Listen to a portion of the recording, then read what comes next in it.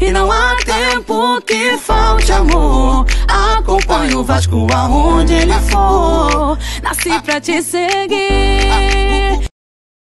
Salve, família vascaína! Sejam bem-vindos aí a mais um vídeo no canal. Eu sou o Thiago, você está no canal Vasco em Família. Se não for inscrito aqui, já dá aquela moral, se inscreve no nosso canal, deixa o like pra gente estar chegando a mais vascaínos e não esquece também de ativar o sininho de notificação para não perder os próximos vídeos. E tá sempre por aqui, dando aquela moral, deixando a sua opinião, o seu comentário pra gente estar trocando aquela ideia de vascaíno pra vascaíno, repercutir aqui as últimas notícias do nosso Vascão, trocar uma ideia, resenhar sobre o Campeonato Carioca. O Vasco segue se preparando aí para enfrentar o Boa Vista na segunda-feira. O Vasco que anunciou hoje a contratação do Paulo Henrique. Vamos trazer ele aqui há um mês atrás, falando das características dele, quando ele se apresentou lá no Galo. Eu sei que quando ele foi aí apresentado de forma oficial no Vasco, toda a coletiva de apresentação tem essa pergunta, mas a gente já vai se adiantar aqui para trocar uma ideia. E família vascaína, um outro ponto que eu queria resenhar aqui com vocês, no vídeo de mais cedo, né, eu trouxe aqui a opinião do PVC, falando aí dessa negociação com o Andrei, né, o PVC dizendo que o Vasco mostrou força no mercado, porque ganhou do Palmeiras aí a contratação do Andrei por empréstimo com o Chelsea. Aí trouxe o Facincani também falando que ele não gostava dessa ideia, porque o Andrei ia ter poucas partidas no Vasco, quando chegasse lá no Brasileiro, talvez ele nem vai atuar no Vasco na principal competição, que o Vasco tem que ser competitivo, é o Campeonato Brasileiro. Claro que a gente sonha com a Copa do Brasil,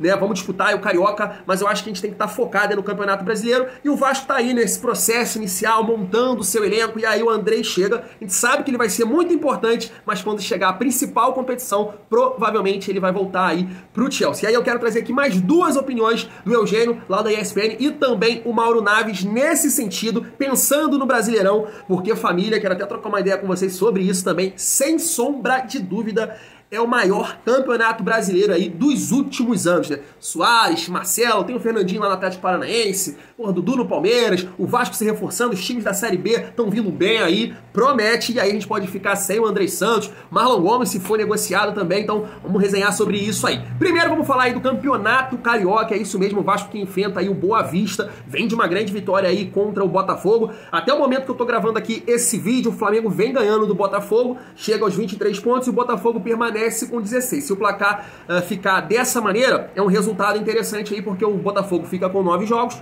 o Vasco vai fazer o seu 9º jogo na segunda-feira, ganhando do Boa Vista, também passa aí o Botafogo. Tem um jogo amanhã que a gente precisa ficar de olho, que o Vasco pode perder essa vaga, né, que é o confronto de Bangu e Volta Redonda. Volta Redonda tem 13 pontos e o Bangu tem 12. O ideal aqui nesse jogo seria um empate, né, família vascaína, porque Vasco e Volta Redonda tem o mesmo número de vitórias, só que o saldo de gols do Vasco é melhor. Claro que nesse momento a gente conseguiu ganhar do Botafogo, a gente tinha que ganhar um clássico pelo menos, só depende do Vasco. Vasco encara o Boa Vista, Flamengo e também o Bangu na última rodada, mas se os resultados ajudarem também, não fica ruim. É importante o Vasco classificar aí para as fases finais do Campeonato Carioca, sempre pensando em ter jogos competitivos, visando Copa do Brasil e visando o Campeonato Brasileiro. Família vascaína, nos últimos vídeos, a gente sempre está trazendo aqui uma resenha sobre o Pedro Raul, porque muita gente, né, ESPN, Sport TV, o Edmundo, fala do Pedro Raul, porque é um jogador que veio com uma expectativa muito grande, fez uma grande temporada no ano passado. Eu não acho que esteja mal, mas vem perdendo aí boas oportunidades nos últimos jogos. Fluminense, Botafogo, contra o TEM, o Vasco criou muito e o Pedro Raul perdeu algumas oportunidades.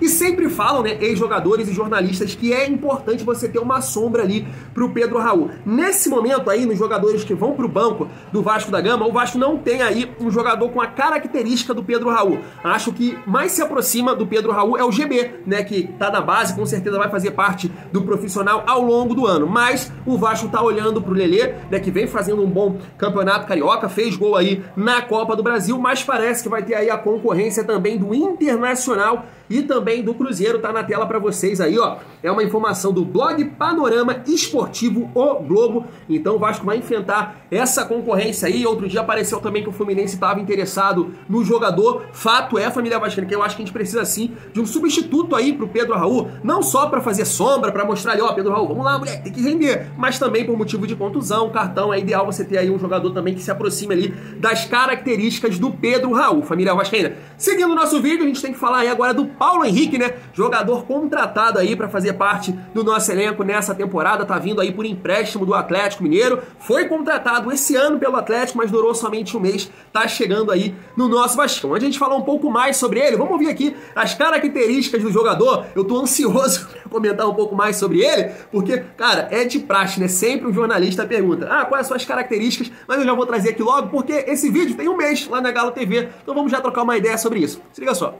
Bom, quando eu iniciei minha carreira lá em 2014, na base do Londrina, eu era volante. Então, uma das minhas principais características era a marcação. E isso, aos poucos, eu fui desenvolvendo quando eu mudei para a lateral direita. E eu acredito muito que o lateral ele tem que pensar primeiramente em marcar. É claro que eu gosto, uma das minhas características essa chegada no fundo, esse ataque, ser agressivo. Mas é claro que a gente nunca pode esquecer de marcar, que eu acho que a principal função do lateral é essa. Certos jogos vai exigir mais de você atacar, então eu procuro atacar bastante. Alguns jogos vai exigir de você mais defensivo, você defender mais. Então, é claro que uma equipe do tamanho do Galo sempre vai procurar propor o jogo, sempre vai procurar atacar. Então, eu acho que o equilíbrio é a base de tudo.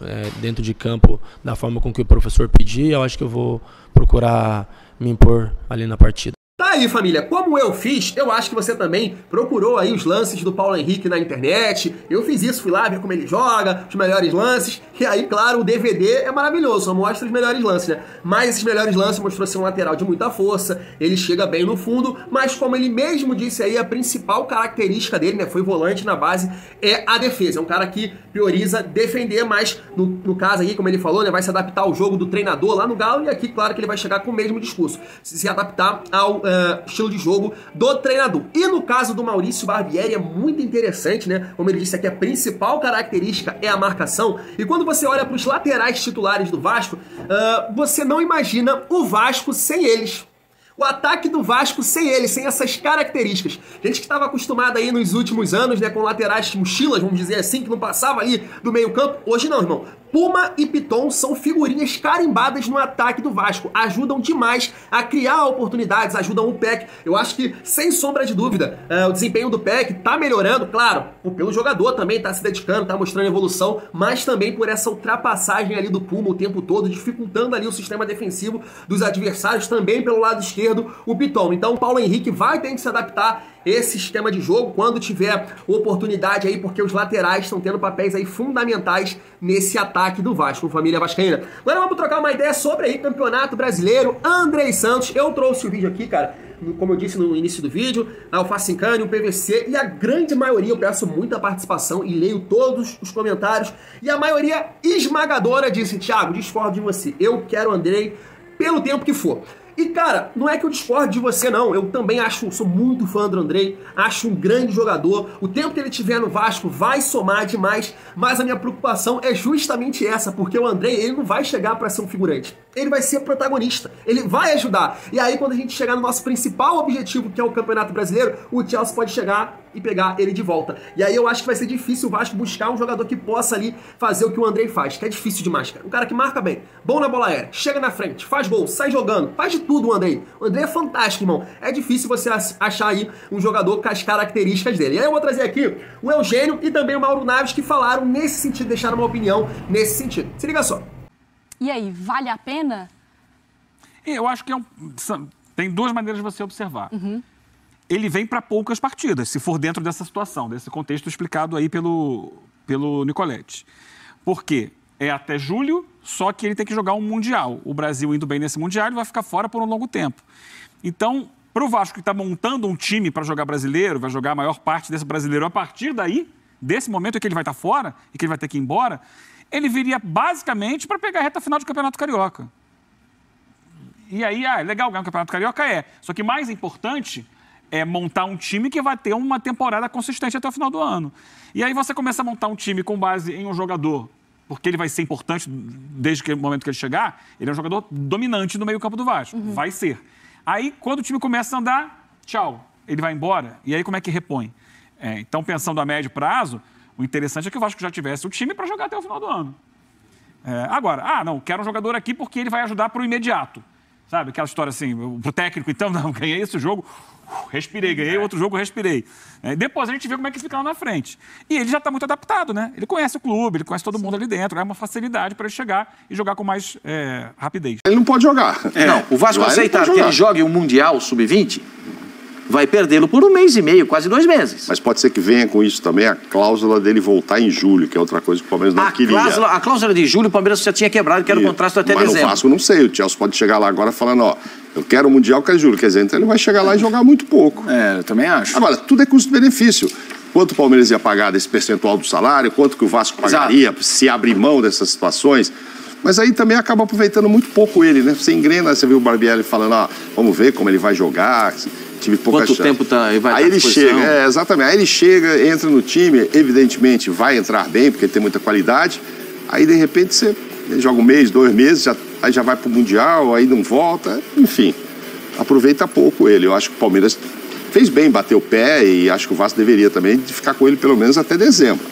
No caso do Vasco, era para disputar o brasileiro todo e tal.